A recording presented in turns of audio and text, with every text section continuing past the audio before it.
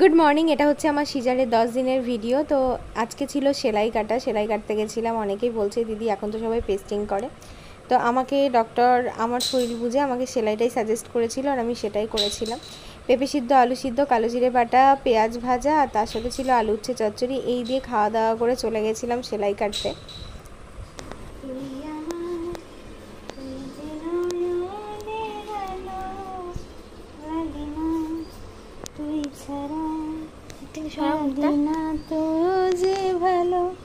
রূপ কথা তুই একটু দূরে গিয়ে কর, ছবি তুলতে বলেছি, ভিডিও করতে বলেছি। তুই আমার, তুই যে নয়নের আলো, লাগে না তুই ছাড়া, লাগে না তো যে ভালো। রূপ কথা তুই তো আমারই জীবনের চেয়ে আরো দামি। রূপ কথা তুই তো আমারই জীবনের চেয়ে। কি করছিস? আরে ছবি তুলছি করছে বলো তো। তো আমার বাবুর মুখটা তোমাদেরকে দেখিয়ে দিলাম। আর আজকে মানে যখন তোমরা ভিডিওটা দেখবে তখন ওর বয়স হচ্ছে 15 দিন। তো এই হচ্ছে সকালবেলায় ঘুম থেকে উঠে, কারণ ওকে ভিডিওতে না আনলে ভিডিও করাটা খুবই মুশকিল হয়ে যাচ্ছে, কখন মুখটা দেখা যাচ্ছে। তো ভাবলাম চলো 15 দিন যেখানে হয়ে গেল, এবার ওর মুখটা একটু তোমাদেরকে দেখিয়ে দিই। তো সব সময় ওকে ভিডিওতে খুব একটা আমি আনবো না, মাঝে মধ্যে আনবো। তো ভেবেছিলাম একটু স্পেশালভাবে খুব সুন্দর করে সাজিয়ে গুছিয়ে আনবো, তারপরে দেখলাম না, বাচ্চা মানুষ, ওই যে বলে না সবাই আর কি কমেন্টে বলছো দিদি নজর জিনিসটা খুবই খারাপ। হ্যাঁ, এটা একদমই ঠিক কথা। তো সেই জন্য অত কিছু সাজিয়ে গুছিয়ে পরিপাটি করে না এনে একদম সিম্পল ডেলি ব্লগের মধ্যে যেমনভাবে আমি ছিলাম আর কি তেমনভাবেই ওকে এনেছি। আর সকালবেলা এখন মেয়ের দেখতেই পাচ্ছ ব্রাশ চলছে। তো ও তো ভীষণই দুষ্টু, মানে এখন তো আমি ধরো কিছুই করে দিতে পারি না। তো ওর বাবা সকালবেলা রেডি করে দেয়। মা এদিকে দেখো টিফিন বানিয়ে দিচ্ছে। আজকে আবার মাকে বায়না করেছে যে এই কদিন ধরে মা ওকে সেইভাবে টিফিন বানিয়ে দিত না, ওর পাপাই আর কি কিনে দিত, সকালে একটু সিদ্ধ ভাত করে দিত, খেয়ে যেত। তো আজকে বলেছে দিদুন তুমি ছোলা আলুর তরকারি আর একটু লুচি বানিয়ে দেবে। তো সেই মতো মা ছোলা আলুর তরকারি বানিয়েছে আর ওর জন্য একটু অল্প করে 4-5টা লুচি সকালবেলায় ভেজে দিচ্ছে। লুচি আমরা কেউই খাই না, কারণ আমি তো খাবোই না।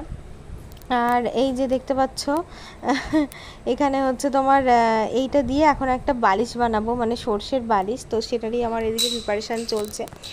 তো আমি সকাল সকাল উঠে পড়েছি, কারণ আমি একটু তাড়া না দিলে আমার মেয়ে একদমই নড়তে চায় না। কারণ আমার বর তো আমার মেয়েকে খুবই ভালোবাসে, মানে এত ভালোবাসে, মেয়েকে একটুও বকে না, কিচ্ছু বলে না, আর ওকে ভয়ও পায় না। যা ভয় পায় একটু আমাকেই পায়।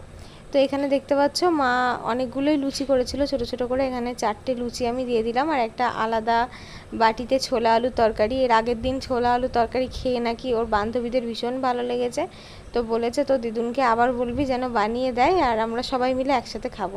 তো সেই জন্য আজকে একটু বেশি করে ছোলা আলুর তরকারি ওদেরকে দেব, যাতে বাদবাকি আরও যারা পরোটা কিংবা মুড়ি যে যা নিয়ে আসবে সেটা দিয়ে একটু একটু করে যেন ওকে দেয়, মানে ওর বান্ধবী দুটোকে দেয়, ওরাও খেতে পারে। তো লঙ্কাগুলো যাতে না পড়ে সেই জন্য আমি একটু সরিয়ে সরিয়ে আলু ভেজে ভেজে দিচ্ছি। বাচ্চারা দেখবে একটু আলু খেতে পছন্দ করে। আর আমার মেয়ে ছোলা আলুর তরকারিটা খুব সামান্য পরিমাণেই নেবে, খুব একটা বেশি নেবে না। তো এইটা দিয়ে দিলাম টিফিনে, আমি আজকে তুলে দিয়ে দিলাম। মা ওদিকে চুলটা বেঁধে দিচ্ছে, মানে সবাই মিলে ওকে রেডি করাতে হয়। তো আমি শুধু মনে মনে ভাবি যে যখন মা চলে যাবে, ওর পাপা চলে যাবে, তখন আমি একা হাতে কি করে দুজনকে সামলাবো, সেটা ভেবেই আমার কি বলবো এখনই গায়ে জ্বর চলে আসছে, বলতে বলতে হাইও উঠে গেল। তো এদিকে চলো, সকালের পরে আর কোনো ভিডিও করা হয়নি। তো যেহেতু শরীরটা একটু ভালো আছে, তো সেই জন্য মাঝে মধ্যে একটুখানি ব্লগ, মানে একটুখানি ব্লগে কী কী রান্নাবান্না হচ্ছে, কি খাওয়া দাওয়া হচ্ছে সেটাই আর কি ভিডিও করছি।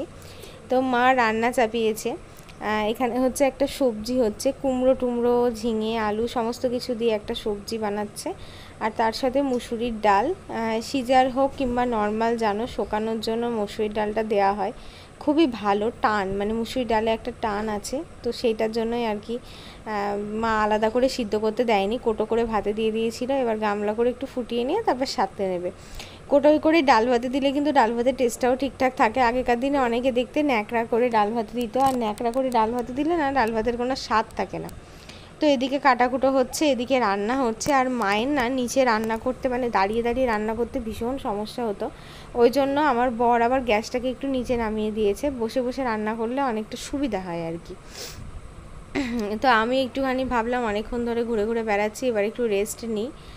আর আমার বর আর আমার ছেলে দুজনা এই সাইডে ঘুমাচ্ছে। আমি স্নান করতে গেছিলাম বলে ওকে বললাম তুমি একটু বাবুর কাছে থাকো, তো ও দেখছি এসে ও নিজেই ঘুমিয়ে গেছে। তো একটুখানি রেস্ট করি, তারপরে দুপুরের খাওয়া দাওয়া। আজকে দেখো দুপুরে একদম সিম্পল মেনু, পটল ভাজা ছিল, পেঁপে ভাজা ছিল, আর তার সাথে একটা সবজি ছিল আর ডাল ছিল। এই হচ্ছে আজকে দুপুরের রান্না। এটা সম্ভবত মনে হয় শনিবারের দিনকার ভিডিও, সঠিক আমার মনে পড়ছে না, সেদিন তো মাছ টাছ খাবো না, তো তার জন্য আর কি এই রান্না। আর আমার জন্য মাছ মা করে দিয়েছে, পোনা মাছ ছিল আর কি আগের দিনকার, তো সেটা আবার আমার জন্য বানিয়ে দিয়েছে। আমার বর আবার পোনা মাছ খায় না, আর আমার মা আবার শনিবারের দিন মাছ খাবে না, তো সেই জন্য আর কি আমার জন্য বানিয়ে দিয়েছিল। তো আমি মাকে বললাম বানিয়ে দেওয়ার কি দরকার ছিল, তো মা বলছে না এখন এই সময় বেশি কিছু তো করতে পারবি না, তো খা, কিছু হবে না, অসুবিধা নেই। তো যাই হোক, তো দুপুরে খাওয়া দাওয়ার পরে অনেকটা টাইম রেস্ট করেছি। আর আজকে হচ্ছে আমার মানে এইটা হচ্ছে লাস্টের আগের ইঞ্জেকশান, মানে আজকে রাতে একটা ইঞ্জেকশান হবে আর কালকে সকালে একটা হবে, তারপরে এই চ্যানেলটার থেকে আমি মুক্তি পাবো। মানে এত পরিমাণে কষ্ট তোমাদেরকে কি বলবো। আর লাস্টের দিকে এসে না চ্যানেলটা একদম জাম হয়ে গেছে, মানে আর শিরাতে আর কি রক্তটা মানে এই ইঞ্জেকশানটা যখন পুশ করছে আর যাচ্ছে না, মানে কত কষ্ট করে যে এটা পুশ করেছে আমার বর, একমাত্র ওই জানে, মানে খুবই কষ্টকর একটা ব্যাপার। আর ডেলিভারির পরেও দেখো আমার আসলে সত্যি কথা বলতে পেটটা না অনেকটা মোটা হয়েই আছে। তো এটা ডক্টরের সাথে কথা বলেছি, তো বলেছে যে কমতে একটু টাইম লাগবে, অনেকে তো বেল্ট বাঁধতে হয়, তো জানি না কি বলবে। 1 মাস পরে আমার চেক আপ আছে, তো তখন যাব চেক আপে, তারপরে দেখবো কি বলে আর কি। তো এই দেখো আমি বললাম না হাতে ইঞ্জেকশনটা কোনোভাবেই নেওয়া যাচ্ছে না। আর আমার মেয়ে যেহেতু ক্যামেরা করেছিল তখন এরকম ক্যামেরার কাছে এরকমভাবে হাত দিয়ে ফেলেছিল, তো সেই কারণে ছবিটা এরকম হচ্ছে। তো অনেকক্ষণ ধরে আমার বর চেষ্টা করছিল, হচ্ছিল না, তারপরে হলো।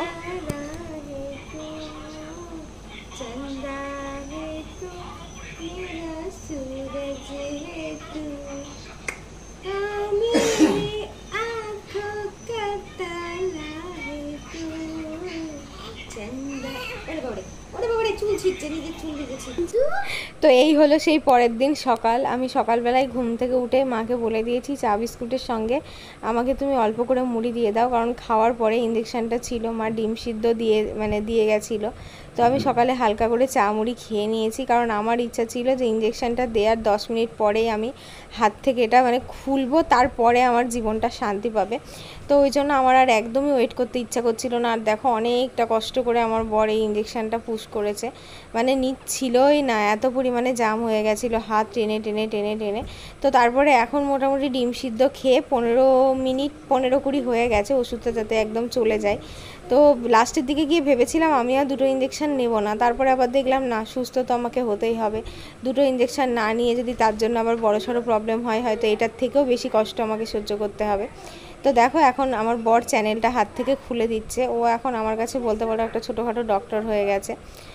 তো লাগছিল হাতে, আমাকে বলছিল যে তুলো দিয়ে তুমি এখানটায় ভালো করে চেপে ধরে থাকো, তারপর আমি চ্যানেলটা টেনে খুলে দেবো। আর এর ভিতরে না অনেকটা বড় একটা সিলিকনের তোমার নল টাইপের ভরা থাকে, মানে ছুঁচের মতো দেখতে, ওটা কিন্তু ছুঁচ না, কিন্তু ওটাতেও অনেক মানে কষ্ট, ছুঁচের থেকে ওটা কম না। এই দেখো দেখো আমি তোমাদেরকে দেখাচ্ছি, উফ বের করে দিয়েছিল আর গড়গড় করে রক্ত বেরিয়ে পড়ছিল হাত থেকে।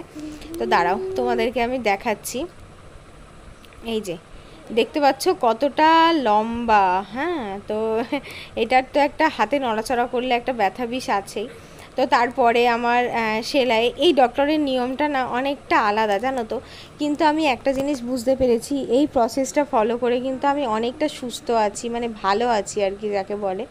আমার কোনো রকম কোনো প্রবলেম হয়নি, সেলাইটাও প্রায় উপর থেকে শুকিয়ে গেছে। হ্যাঁ, ভিতর থেকে সারতে তো অনেকটাই টাইম লাগবে, কিন্তু উপর থেকে অনেকটাই শুকিয়ে গেছে। আর দিদি তো ভাইকে দেখো এত সুন্দরভাবে এইটুকুনি একটা বাচ্চাকে যে ও নিতে পারে কি বলবো, মানে ত্রিধাকে না দেখলে তোমরা বিশ্বাস করবে না।